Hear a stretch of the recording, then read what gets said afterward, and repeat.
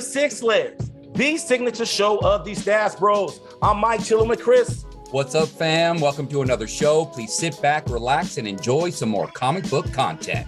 On the last episode of Sog Slayers, we promised you that we'll have Stray Dogs creator Tony Fleecs, the official pronunciation, ladies and gentlemen, Tony Fleecs on the show. Stash fam, how would you feel if I told you not only do we have Tony, but we have the entire Stray Dogs creative team with us today? That means we have Tony, Trish, Tone, and Brad. Justin Timberlake couldn't make it to make it a complete rock star reunion.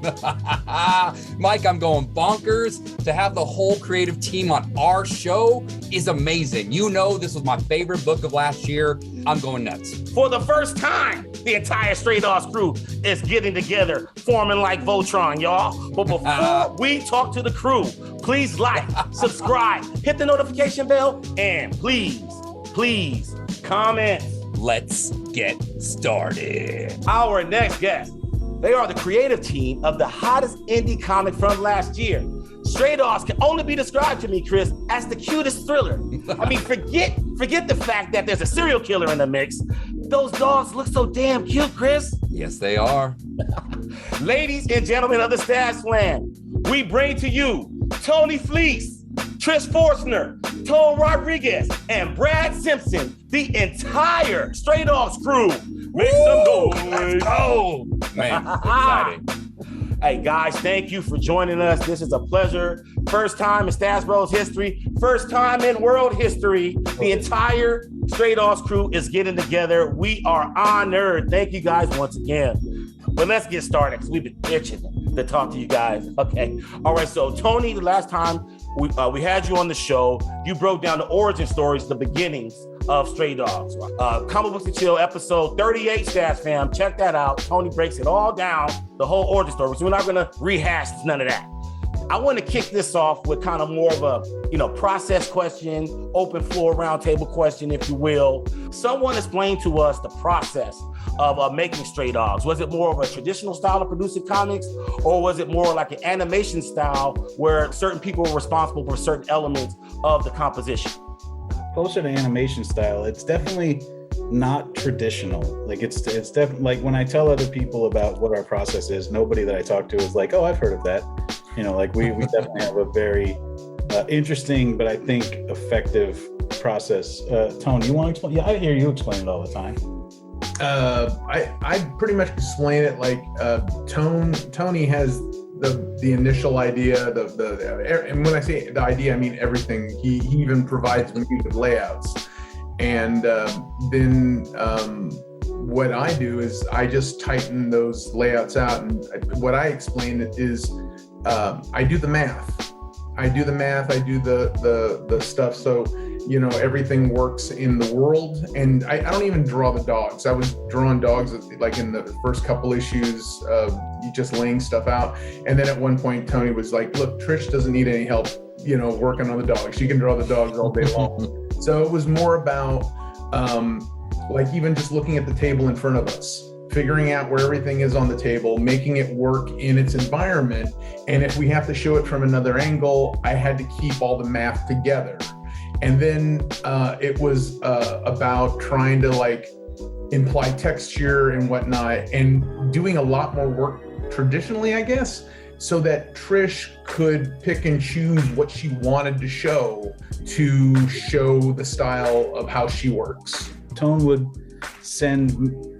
because he worked traditionally and because he's not like a computer person, he would text message me pictures of his layouts, which were very detailed. And I would take them from my phone and put them into a template on a computer and then send it off to Trish, and then she would start going nuts on it. Trish, how was that? Yes. I would pencil the dogs in, make sure their expressions were good. Of course, Tony was involved every step of the way. He was a little control freak, but it was good. My best partner. So he would make sure, it would all agreed with the script. Funny story, I didn't have a script for the first issue.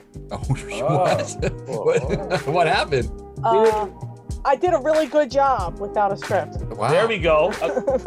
We had like Colin explained, like we had really tight layouts, and I just assumed that I'd sent her the script. And so she was turning in pages, and it all looked good. And then we were working on like the last pages of the issue, and she was like, "What are they saying in these panels?" And I was like, That's crazy. Once I got my layouts from Tone, I would draw the dogs. I would, pencil, and then I would ink everything. The panels, all totally.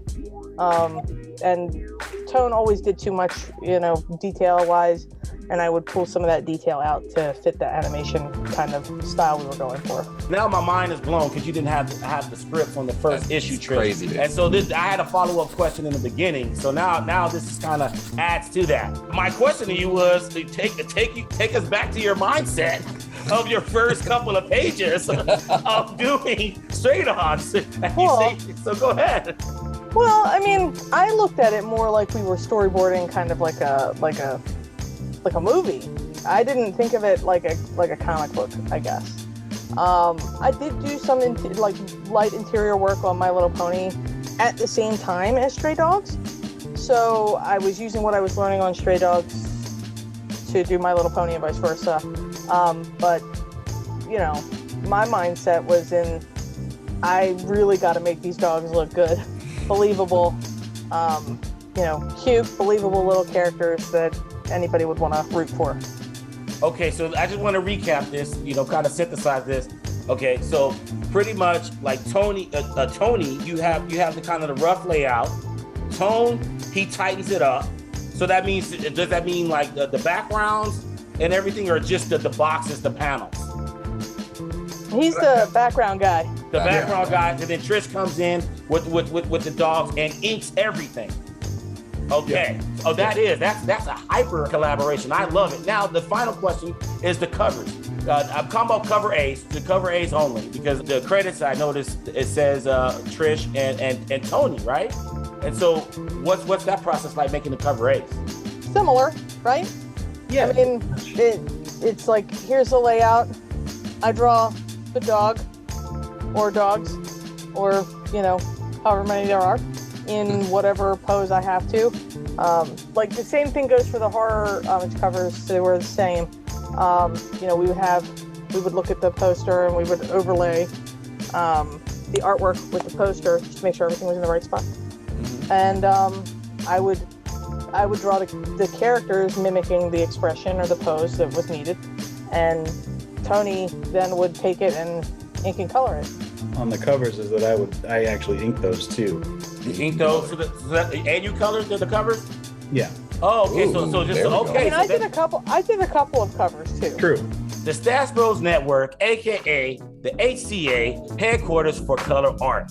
We've interviewed some of the top colorists in the game, and we have another one here today with us, Brad Simpson. Okay, Brad, thank you for joining us. It's an honor to have you on the show. Appreciate you having me. I've said this a million times. I'm always intrigued with universe building in indie comics because you're starting with the idea from scratch and building it from there. The indies, we get a chance to see the creation from the top. So, Brad, I just wanted you to just share with us, like, how did you approach your coloring Stray Dogs for the first time for the world? I think Tony's really good at kind of cultivating people's skills and what they can bring to the table. So, I mean, in this instance, I really didn't know what I was doing. I needed a lot of instruction just because of the animation sort of style. So, especially working with the dogs, it's my tendency to render too much, to try to flesh things out. And I really had to kind of make these rich painterly backgrounds and then have these sort of flatter, simpler images on top. So it was pretty new to me, to be honest. And then, Tony would give a lot of reference, and I think he knows I have a background in painting, so he'd usually use painting references. And so from there, just kind of set the mood and flesh the world out. And then when it came to the figurative work, the dogs, if you will, like back off and keep that more flat, animated style.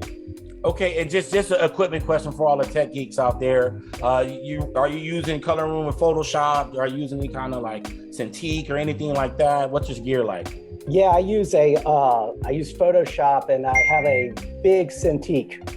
Nice. right here that I just disconnected. So like y'all wouldn't be looking up my nose when I was doing this interview. But All right, so this question is for Tony and Tone. Tony recently reflected on his comic book origins, and he mentioned all the hours he spent in your studio, Tone. How does it feel being longtime friends and having this success? Oh no, I mean it's great. I mean, Tony's always been a worker. He's always been a I use the term hustler a lot, but like it's not like a bad term. He's always done whatever he needed to do to get work done. He's got this really amazing drive to not just succeed, but to make sure that he's never in a point where he's not working. He's probably the hardest working man I've ever met. And when I first met him here in, what was that? I saw him. Yeah. He rolled his eyes. Oh, well, it's true, man. It's like he would back when I was still here, because we're next door to the house. The studio is in the back of the house next door, and Tony would inevitably. It was the guy that would shame me for if I just decided to take the day off and go to Disneyland or something. He's like, "You're going to the park again?" So come on. He said, "You got work to do." What I learned was I went into the studio, I saw Tone and Chris Moreno both working, and I saw them both working very hard. And I was like, I'm going to do that. But to be fair, Tone would go to Disneyland way more than Chris Moreno ever would. All right, so another roundtable question. So we love these dogs. I don't know if anybody loves the owner, but we all have a personal favorite. Which character do you most resonate with? I have a bias. Roxanne's my bias because she's based on my dog. Oh, what? Really? Yeah. That's I have an awesome. Alaskan Malamute named Eve, and she's, about as cute as can be. So Roxanne is kind of, easy to draw for me. I love all the dogs anyway. They're like my little children. But I love Roxanne, and Gucci's the most fun to draw. Yes. Brad, what character resonates with you the most? I hate to repeat, but I really like coloring Roxanne. I didn't pay him. It's fine. All right, Tone, what character resonates with you? The first dog that really resonated with me was Victor, and I just fell in love with him. He was just the sweetest little thing, and Tony broke my heart a couple weeks into the work, and now I would have to say that after the book's done and whatnot, Earl has definitely got a sweet spot for me. His little arc really makes me smile. So it's Victor and Earl, man, those two dogs. Last but not least, Tony, what character resonates with you right now? Obviously, I like all of them, but I feel like I'm the most proud of Sophie because I feel like she's like an iconic looking character, and she's like exactly the right, like the way that Trish did the emotions on her was like exactly right for the character. And I just feel like if you 10 years from now or whatever, if you put up just a picture of Sophie, people will be like, oh, that's Stray Dogs. And I feel like there's something cool about it. It's like the Superman-esque or whatever. All right, so Tony and Trish, questions for you. You hit a home run with Stray Dogs amongst dog lover fans. Literally everybody wants their dogs drawn by you. They're always talking about here's my picture, or here's a meme. I see it all the time. Did you think that this story would resonate with people the way it has? And ultimately, what would you say to those diehard fans since you have the audience right now? Those people that are completely gaga, gaga. I mean, thank you. We didn't expect that it was gonna resonate the way that it did. We hoped, I think we always knew we were making something cool, but there's no accounting for something breaking through or not breaking through. So, Trish. Yeah, I mean, I love everyone who even says anything about the book. Some people, I mean, I think I've run into a couple of negative, people having negative feedback that they, thought something about the story, and it's like, that's cool. Did you read it? Because some people, they just think it's overhyped and they want to hate. But it's like, I would still love to engage in that. I would still love to engage in that discussion and keep the dialogue open. But I love talking to people about it. I love talking to, doing interviews. I love talking about this book because it is just special. Yes. think Trish is responding to the one bad tweet we had. I see these Facebook groups, the Stray Dogs Facebook groups, and I get this feeling that people don't want it to be over. Like, the only thing that I can describe it, I don't know if you guys are familiar with Gravity Falls. There's this show called Gravity Falls, a very, great show, and people do not want it to be over. They have all these conspiracy theories on how it could come back and resurrect it and stuff like that, but I don't think Gravity Falls is ever coming back. And so I get this feeling that people don't want it to be over, and when Dog Days dropped, that just kind of reignited that flame. Now we're shifting gears to the Stray Dogs movie, okay? I just wanted to throw this out there. Are any one of you guys involved in any of the character designs for the adaptation? Where is it right now? Is it still in its, embryonic phase? Yeah, it's still nebulous right now. The original deal that Trish and I signed, we're credited as consultants. But the people that we're working with, the producers and the writers and stuff like that, they are huge fans of the book and they're friends. And so they're going to want Trish to be like everyone that we talk to, whether it's movie, whether it's merchandise, whether it's whatever, like everybody wants it to look like Trish's drawings, because that's what's so Stray Dogs about it. Like when you see that, you're like, that I don't want some knockoff thing. I want it to be this thing. And when we took the book out to show it to studios, what we were selling was the idea of like, it's this, but instead of this big, we make it, this big. I got to ask one follow-up question, because and this is for you, Trish, before we go on to the next segment, just because I just find this so intriguing that this is like your first interiors and like you made these iconic characters and like you're talking about merchandising and stuff like that, and people getting it the Trish way, right? Like this certain way, the certified Trish way, not some knockoff bootleg pro wing way, So Trish, how does that feel? Like, I mean, it's like Magic Johnson rookie year. It's amazing. I mean, first of all, Tone never misses a chance to tell me this never happens. So it never happens this way. But I've been an illustrator for as long as I can remember. I've always drawn characters. I did some stuff in an online Don Bluth class, like where he kind of mentored folk, and he gave some good feedback on character design work that I did. So of course I could die happy. And then, I've just always loved character design. So making good, believable characters was always my goal for this story. And doing it almost, what would you say? Almost immediately. It was a couple of weeks, I think. Earl was the hardest to nail down. But the rest of that, Yeah, it was great because we as soon as we started talking about the story and like while I was outlining the plot of it, Trish and I were going back and forth. I think first we just started sending back and forth drawings. Like you sent me like, this is what Post-it notes. We would be like in meetings at work, because this was back when we used to go inside of Works.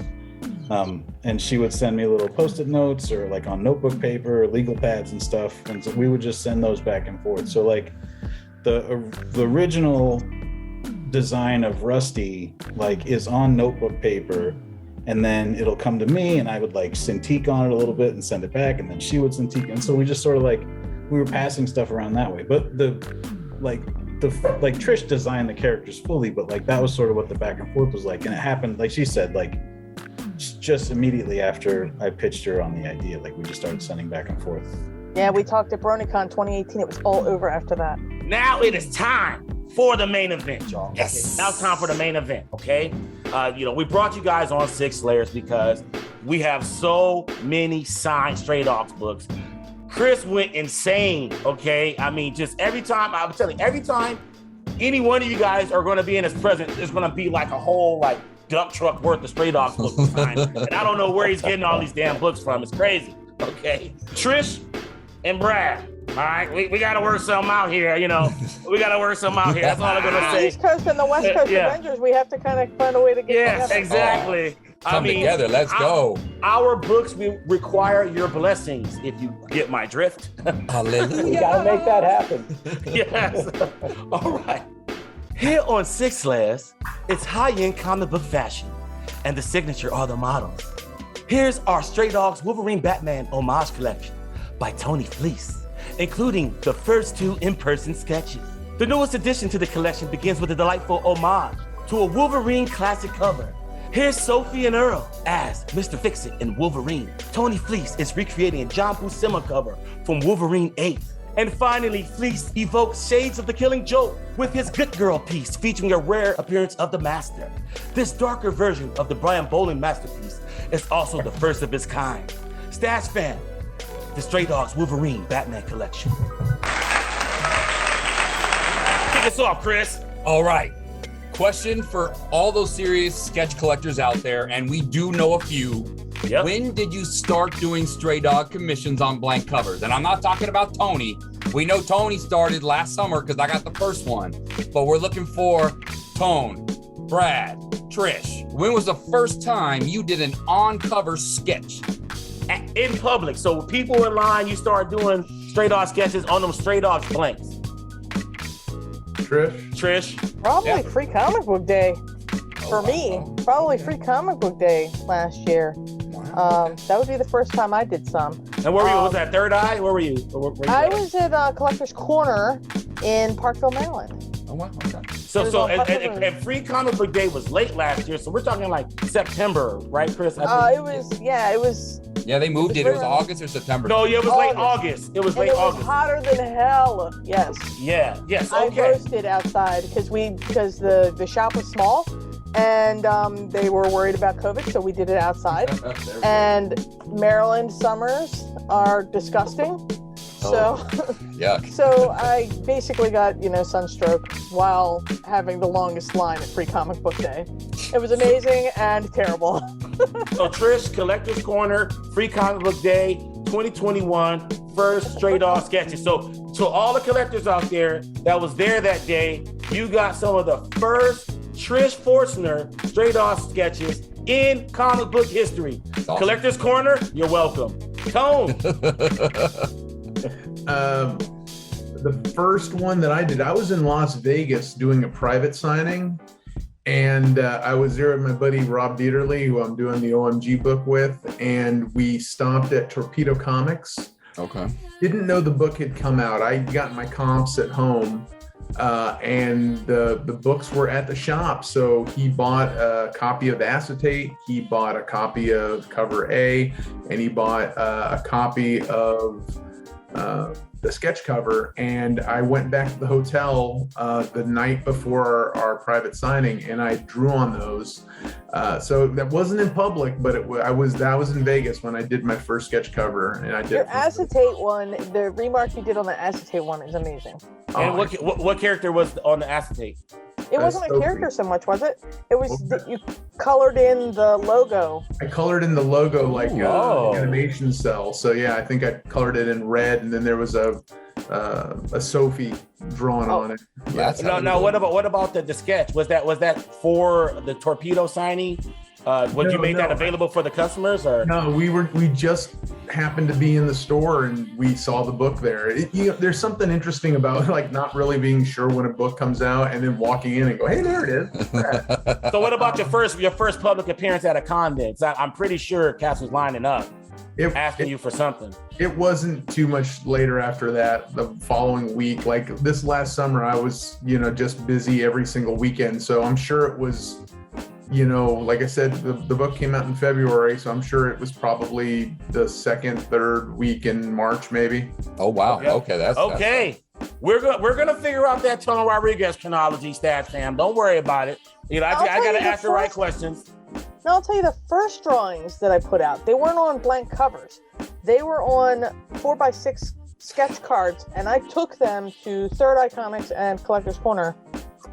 Oh my goodness, I gotta find that. Tony brought that up. He brought up the sketch cards. We didn't know where they ended up. So you said Third Eye.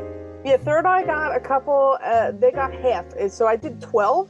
They got 6, and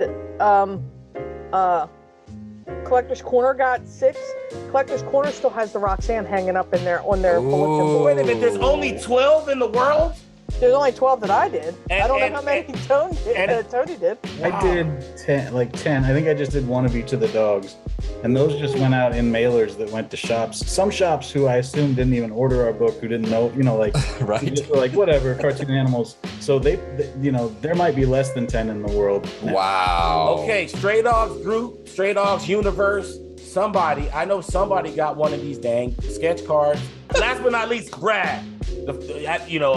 Have you ever did any sketch covers on the Stray Dogs blanks?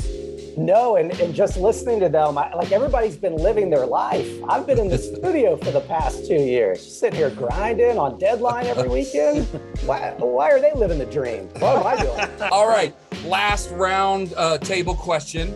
The last issue of Stray Dogs Dog Days just was released, right? So we want to know, what are your post-Stray Dogs plans? The only thing that's been announced is I did an adaptation of Bloodborne Ooh, a okay. few years ago with Peter Kowalski, and we're bringing that back with Titan Comics. So that's the only one that's been announced. Everything else is still in the secret phase. Trish, what about you? Currently, I'm doing a bunch of covers for My Little Pony. I've got 9 or 10 retailer incentive covers Oh, nice. for them, and possibly interiors, not sure yet. Ooh. All right. Tone, what about you? What's cracking? Well, I'm working on a horror book, a horror anthology with my friend Rob Beardley called OMG, a horror anthology. I have a few things that I still can't talk about. So, again, we're like in that weird little phase where I guess I can tease, but can't really talk about.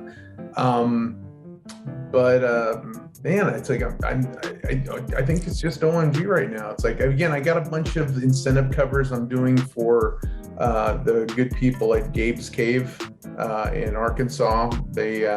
They've hit me to do a number of specialty covers for them. I'm not even sure what books they're for. I got to get home and start cracking on them. So, but yeah, some more covers, some more pages, all sorts of stuff. There's always something brewing. So, Last but not least, Tony, what's up?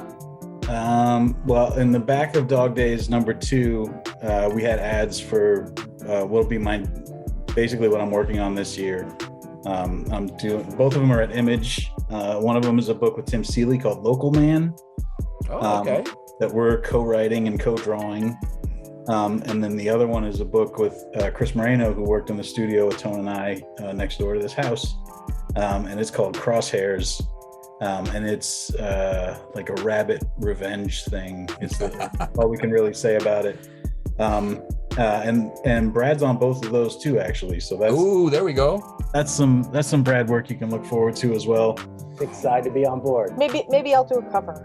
Trish will definitely do covers. Tone's going to be in the mix. I keep good people around me when something works. I try to keep that going. So further down the line, we're trying to figure out what's the follow up to Stray Dogs, what's the whole team on, and we're getting closer to knowing what that is than we have been in, it was just a lot of work getting Stray Dogs out, and it was sort of overwhelming, and just having a month now from doing that, it's given us enough time to sort of sit back and go okay, take a breath. What is it? What can we do? And figuring out what to do that's not going to be repeating ourselves, but also will sort of give people something that they want, so we're working on stuff. Tony, Trish, Tom, Brad, want to thank you guys again for joining us. This has been a treat, a historic moment, the first gathering of the entire Stray Dogs crew, man. Let's make some noise, man. Jeez, this is great. Thank you guys so much. Let's go. And let me just real quick thank everybody else on this team for, we explained what the process was at the beginning, and nobody on the team had really ever done that before. The way that we did it, and the way that I was sort of hands-on with just this is how it is, but everybody came and did such crazy work, and worked so hard on it that when people dig the book, and when it's not just a speculator thing, when it's somebody reads it and they go, that's fucking good too, that's because of how hard all these people worked on it. And so having them all in the same place is not just like an exclusive for you guys, like it's really cool for me because we've never done this before. Well, that's all for our show. If you like what you see, please subscribe and hit that like button. We are the Stats Bros. I'm Mike, speaking for Chris and the Stray Dogs crew. We are out. Peace.